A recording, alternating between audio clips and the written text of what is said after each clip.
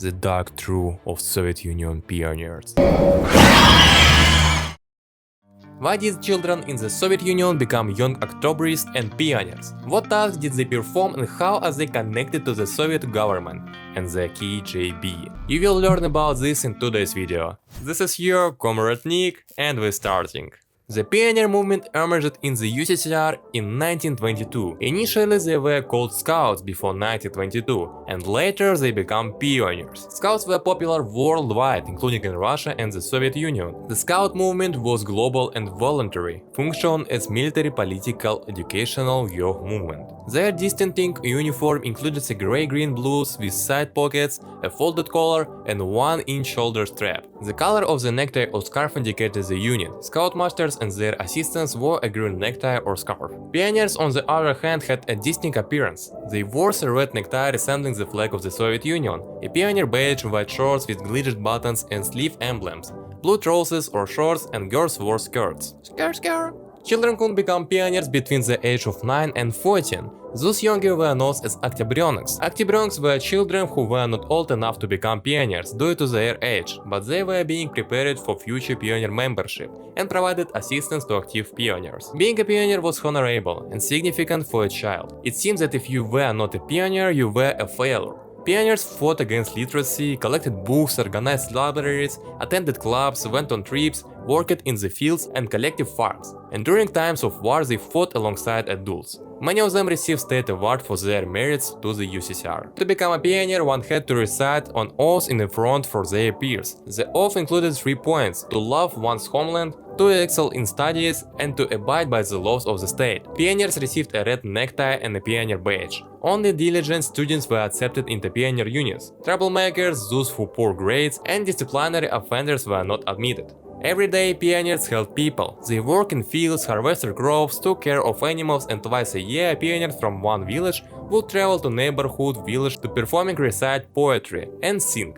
In their free time, pioneers read books and played active games like volleyball, lapta, and pioneer ball. Pioneers often went to camps as well. One of the most popular camps was Artek. It remains legendary and still operates today. Many have positive memories of Arctic, considering it their best life experience. Unfortunately, many pioneer camps are abandoned today, and some have been destroyed. In Russia you can still find many abandoned camps. Vandals or travelers interested in the former USSR often visit them. Regular camps still function in Russia. I have been to one. While pioneers no longer exist, the essence of the camps remains the same. Children would spend a month there, waking up at 7 AM, doing exercises, having breakfast, playing games like cheerleaders, hide and seek, and others throughout the day. There was time for naps and rest during the day. In the evening there might be a disco, a forest trip with a bonfire, football tournaments, and obstacle courses. The camp divides children into squads. The first, second, third squad, and so on. The first squad included the oldest kids up to 18 years old,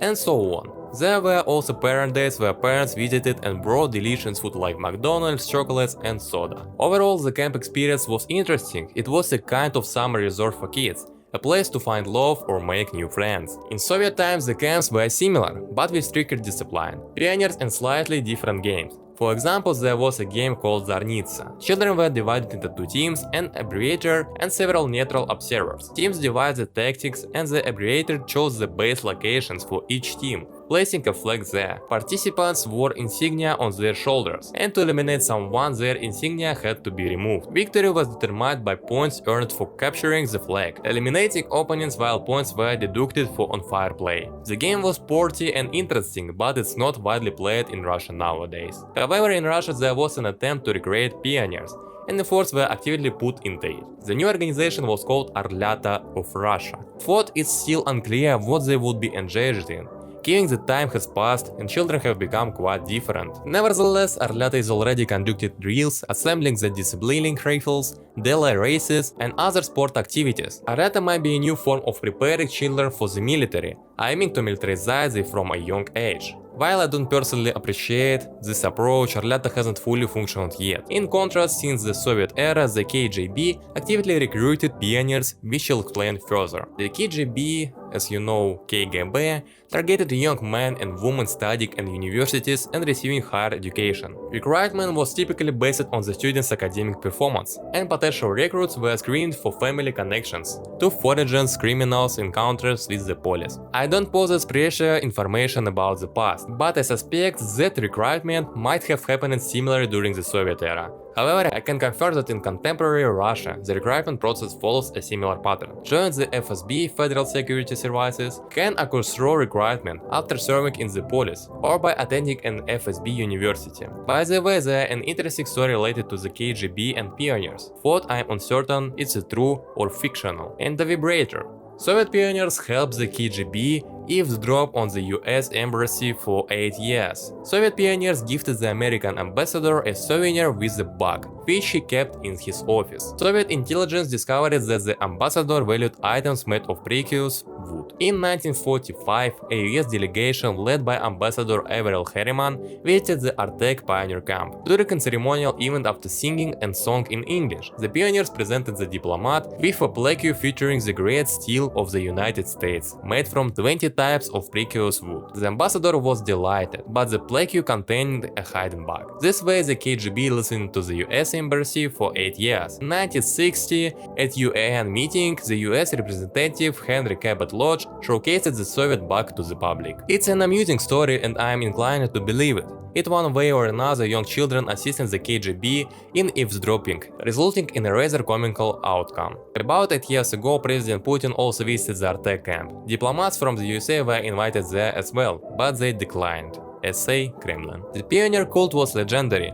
Pioneers' contributions a lot of benefits to people's lives. During that time, there were no young, drug addiction or alcoholics. Everyone was engaged to activities. Of course, this model was not perfect, but it was definitely better than when children, not knowing what to do, engaged in terrible things. Pioneers helped disabled individuals, elderly people, and assisted to treating the wounded during times of war. They fought in the war against Hitler, defending the USSR.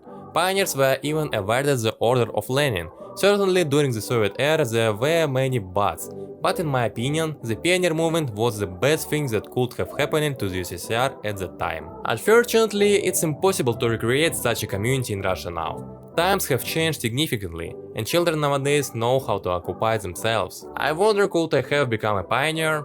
I performed terribly in school, hardly showed up in college, and I am not inclined towards public activities. I prefer making videos for my beloved subscriptions and delighting them with content. I want to express my gratitude to Roland Strickler for support the channel on the Boosty platform. If you also wish and are able to support me, the link will be in the description. Thank you for watching, this was Comrade Nick, see you in new videos, comrades. Пока-пока!